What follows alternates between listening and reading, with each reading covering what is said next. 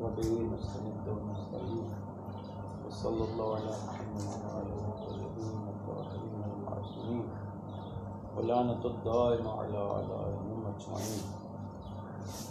کل کی بحث کا خلاصہ یہ ہے کہ ہم نے عرض کیا تھا کہ مصنف نے اثبات ثانی کے بعد شروع کیا ہے صفات ثبوتیہ کو۔ صفات ثبوتیہ کو کیوں شروع کیا ہے، صفات سلبیہ کو کیوں شروع نہیں کیا؟ وہ صفات کی دو قسمیں تھیں، ثبوتیہ اور سلبیہ۔ ثبوتیہ عرض کیا تھا کیونکہ وجود ہے اور وجود عدم کی نسبت اشرف ہے۔ صفات سلبیہ عدم ہے، انہ لیس بمرکب، انہ لیس بجسم، لیس بعرض الی آخر، کیونکہ صفات سلبیہ عدم ہے اور صفات ثبوتیہ وجود ہیں اور وجود اشرف ہے عدم سے۔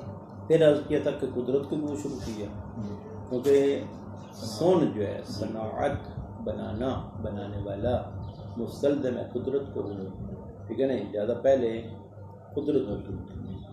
کیا کہا تھا؟ انہ تعالی قادر مختار، خدا کی ذات قادر ہے اور مختار ہے۔ عرض کیا تھا یہ استدلال جو ہے یہ خدا کی قدرت اور اختیار ثابت کرنے کے لیے موقوف ہے کچھ مفردات پر۔ ان مفردات کی وضاحت ضروری تھی، ٹھیک ہے نہیں؟ سب سے پہلا کلمہ جو استعمال ہوا ہے کلمہ مختار تھا، قادر و مختار۔ مختار کی تعریف کی تھی، مختار کسے کہتے ہیں؟ انشاء ان یفعل فعل، ٹھیک ہے نا؟ و انشاء ان یترک ترک۔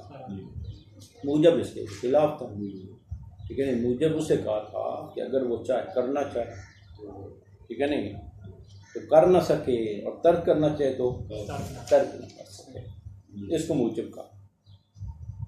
اس کے بعد عرض کیا تھا کہ تین وجہوں سے ان میں آپس میں افتراق ہے۔ پہلی وجہ افتراق یہ تھی کہ مختار کی نسبت فعل اور ترک دونوں برابر ہے، موجب ایسا نہیں۔ پھر عرض کیا تھا کہ مختار فعل سے پہلے اس کو علم ہوتا ہے، ارادہ ہوتا ہے، قصد ہوتا ہے، موجب ایسے نہیں ہے۔ اور مختار جو ہے وہ اپنے فعل کو مؤخر کر سکتا ہے، لیکن موجب اپنے فعل کو مؤخر نہیں کر سکتا۔ اس کے بعد کلمہ عالم تھا، کہا تھا کہ ما سوی اللہ، اللہ کے علاوہ جو بھی ہے اس کو عالم کہتے ہیں۔ موت اس سے کیا تھا؟ یا مسبوق بالغیر یا مسبوق بالغیر، قدیم اس کے خلاف تھا۔ جسم کیا ہے؟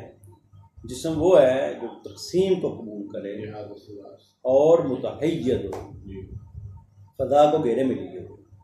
حید اور مکان بھی کہا تھا شیء واحد ہے۔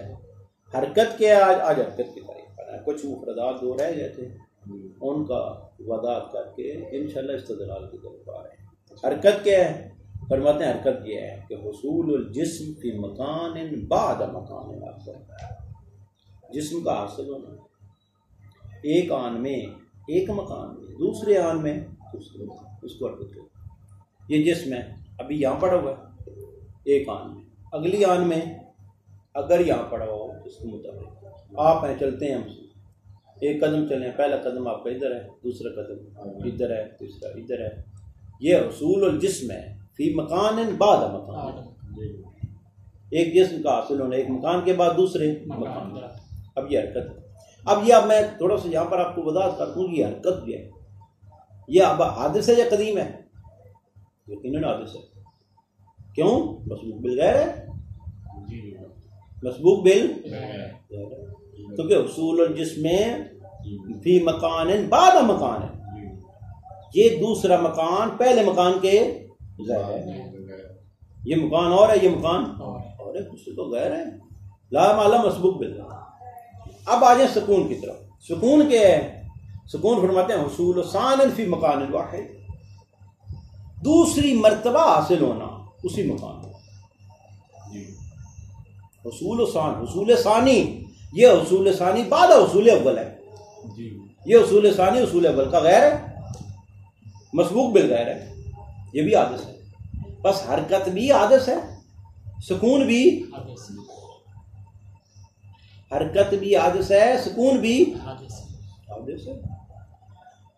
جس میں بھی حرکت ہے اور سکون ہے وہ حادث ہے، چاہے حرکت ہو چاہے سکون ہو۔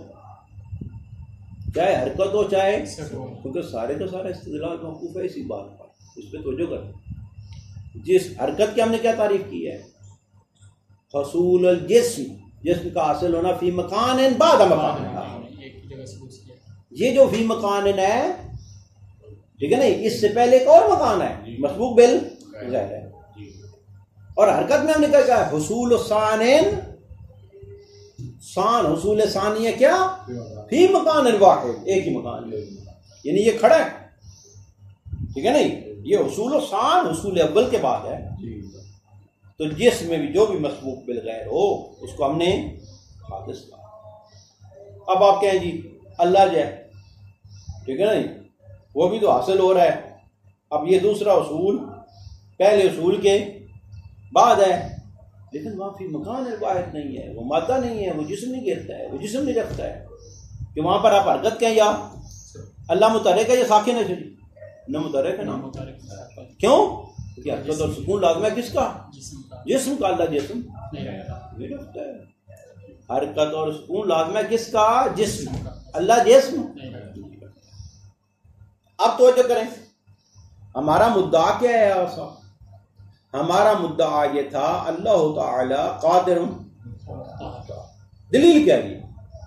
دلیل ٹھیک ہے نہیں، دلیل نے جو دی ہے، اب میں وہ پڑھ رہا ہوں عبارت، کیونکہ آپ عبارت پڑھیں گے تو تھوڑا سا مطلب بھی بات ہے۔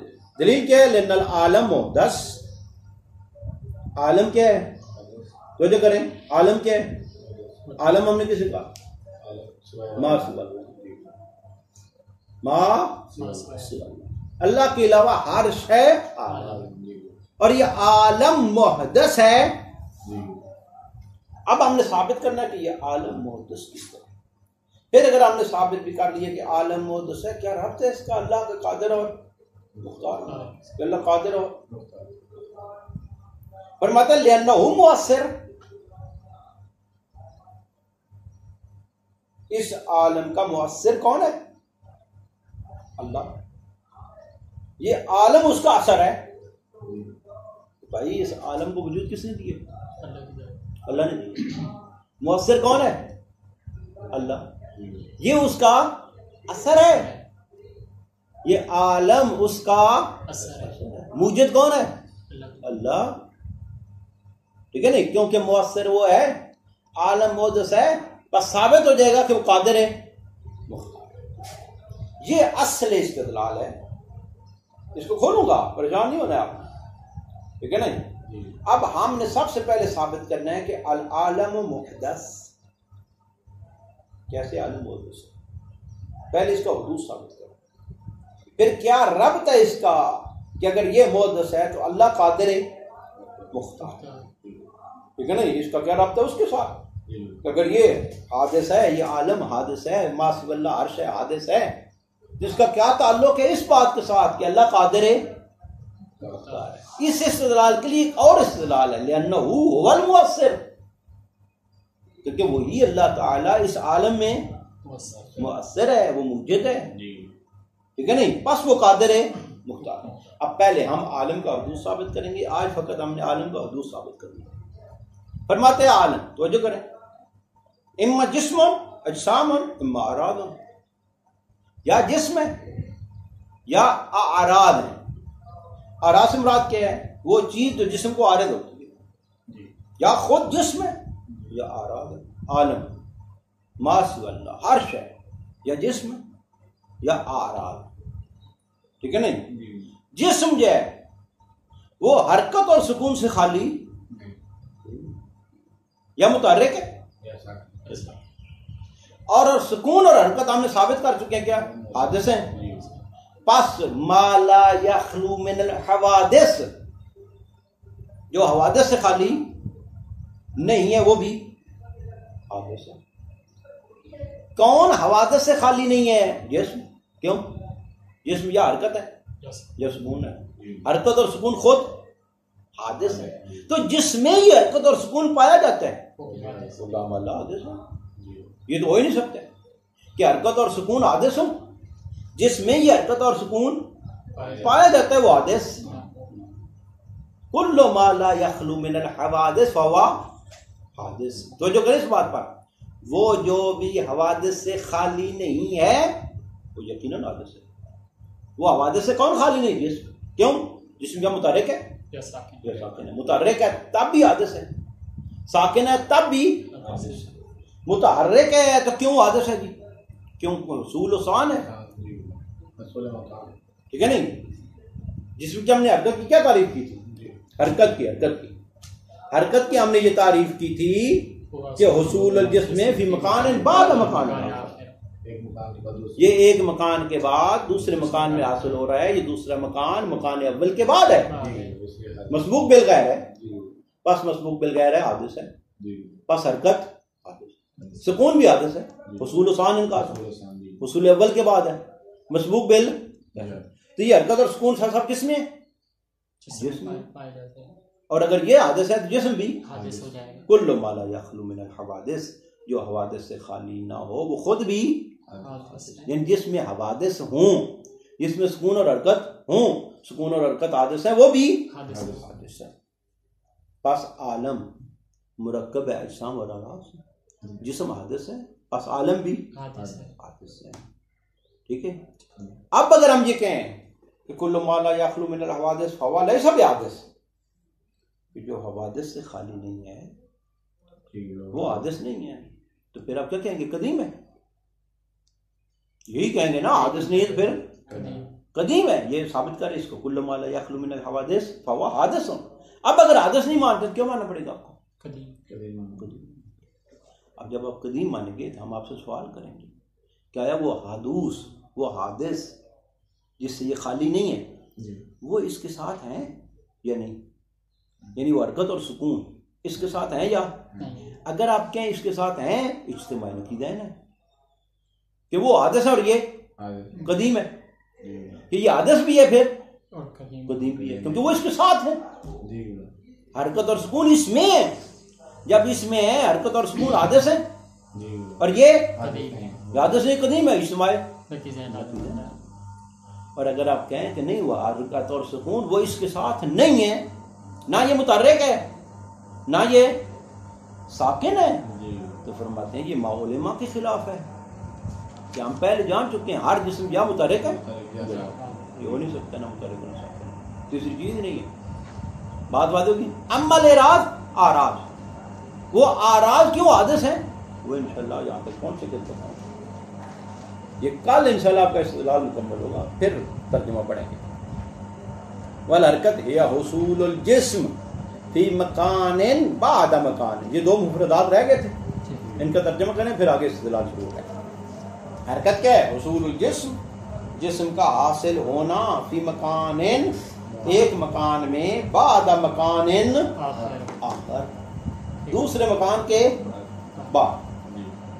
ٹھیک ہے نہیں؟ یعنی پہلے کسی اور مکان میں تھا، اب کسی اور مکان میں ہے. بس یہ مسبوق بل غیر ہے، یہ مسبوق بل بس. سکون ہوا حصول و ثان یہ مکان الواحد، دوسری مرتبہ حاصل ہونا ایک ہی مکان میں، دوسری مرتبہ حاصل ہونا ایک ہی مکان میں. اس کی بہترین مثال ہے، ٹھیک ہے نا، مہمان آیا ہو آپ چلے جائیں تو آپ ابھی تک ہی کریے آپ، یہ حصول و ثان ہے.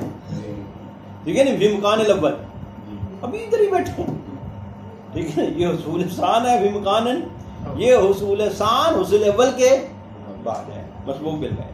اذا تقرر هذا، جب یہ واضح ہو گیا، فنقول کل مکان العالم محدث، جب عالم محدث ہے.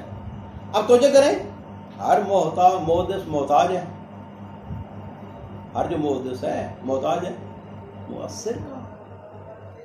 یہ حدوث کا لازم ہے، یہ حدوث کا لازم ہے. وکان المؤثر فیہ هو اللہ تعالی، مؤثر اس میں کون ہے؟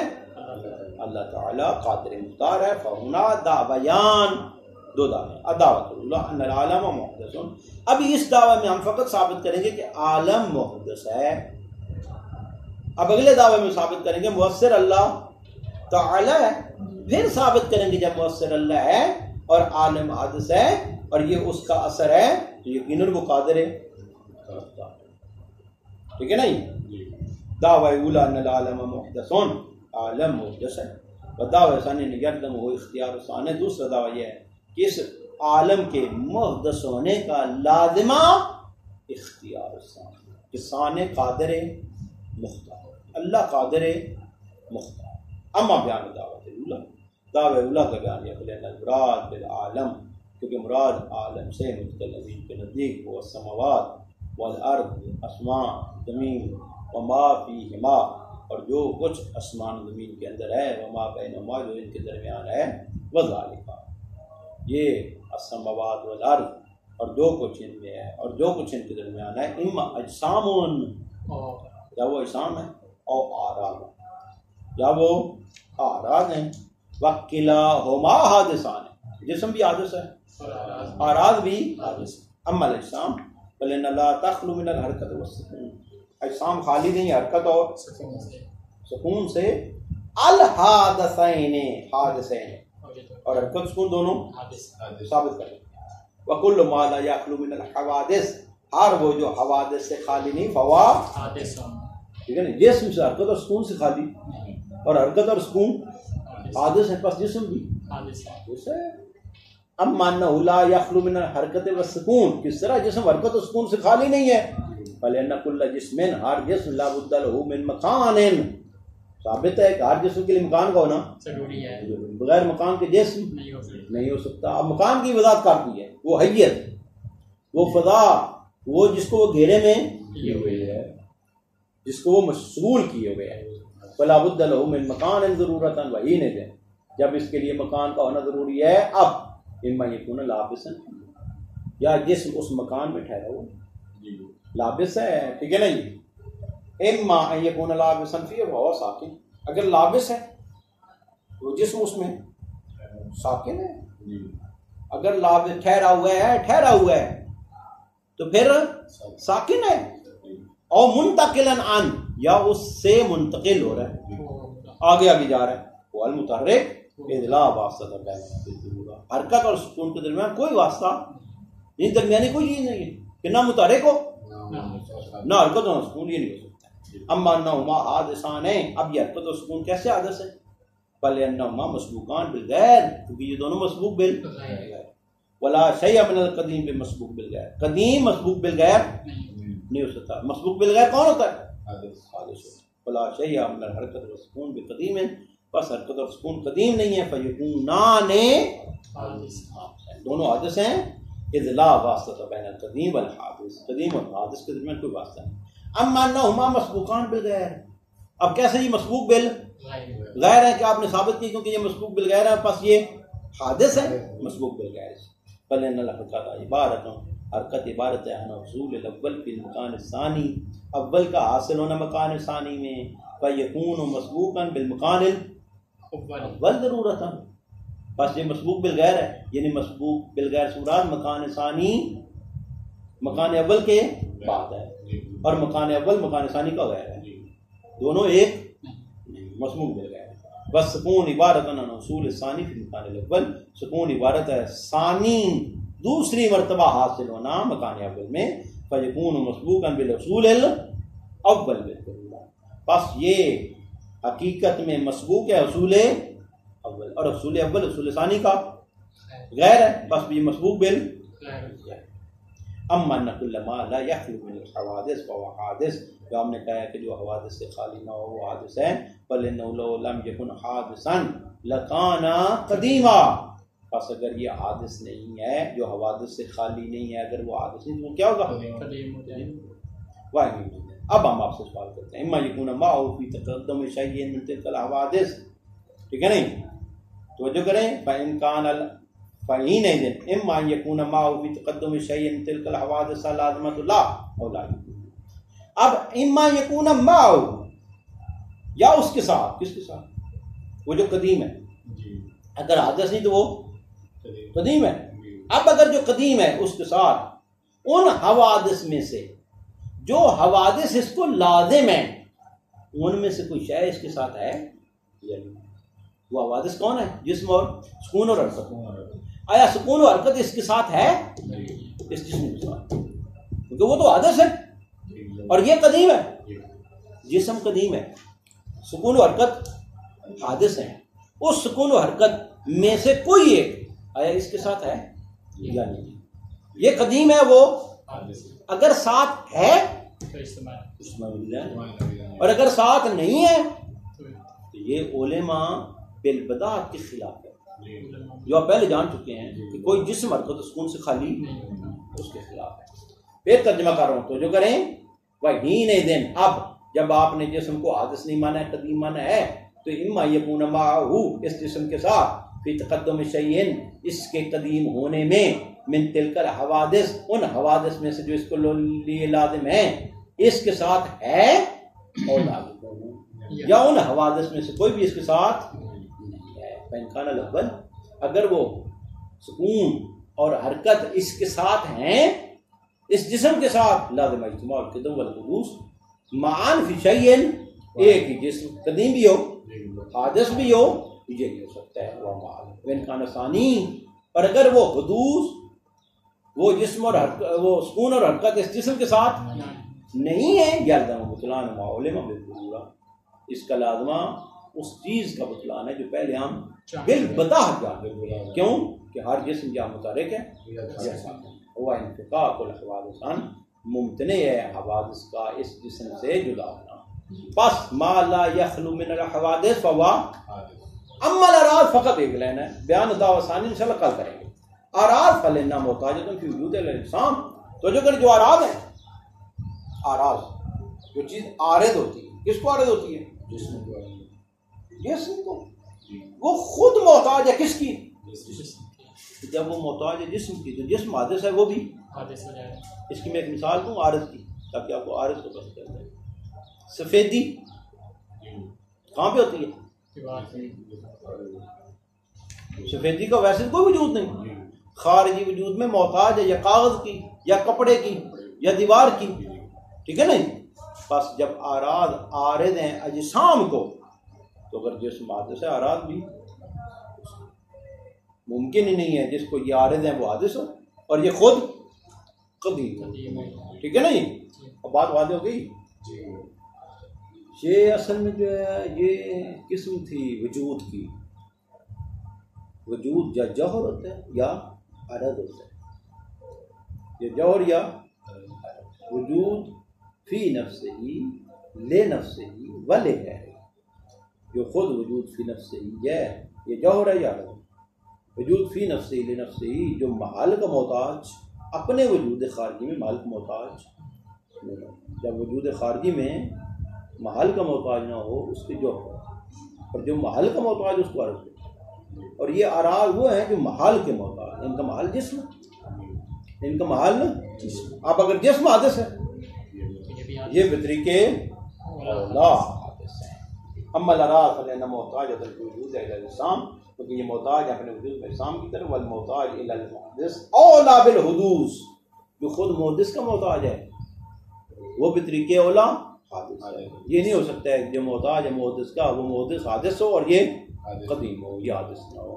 پس خلاصہ یہاں پر یہ ہے کہ عالم مرکب ہے یا اجسام اور اعراض سے، اجسام بھی حادث ہیں اعراض بھی، پس ہر جسم عالم حادث ہے، عالم مرکب ہے اجسام اور اعراض سے، جسم بھی حادث ہے اعراض بھی حادث ہیں، پس عالم اجسام کیوں حادث ہیں؟ یا حرکت ہے یا کل ما لا یخلو من الحوادث فهو، جو حوادث سے خالی نہ ہو حرکت اور سکون حادث ہیں، جس میں یہ حرکت اور سکون پائے جاتے ہیں وہ بھی، اور وہ جسم ہے۔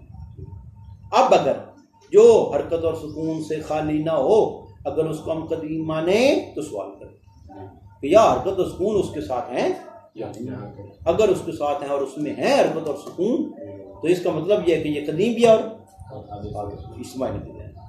اور اگر حرکت اور سکون نہیں ہے اس میں، یہ علماء بالبدعت کے خلاف ہے۔ ہم بالبدعت جان چکے ہیں کہ جسم یا متحرک ہے یا ساکن ہے۔ اما الاعراض وہ محتاج ہیں اجسام کے، ٹھیک ہے نہیں؟ جب اجسام حادث ہیں وہ بطریقے اولا حادث ہے۔ صلی اللہ علیہ وسلم۔ دوسرا دعویٰ انشاءاللہ کل کریں۔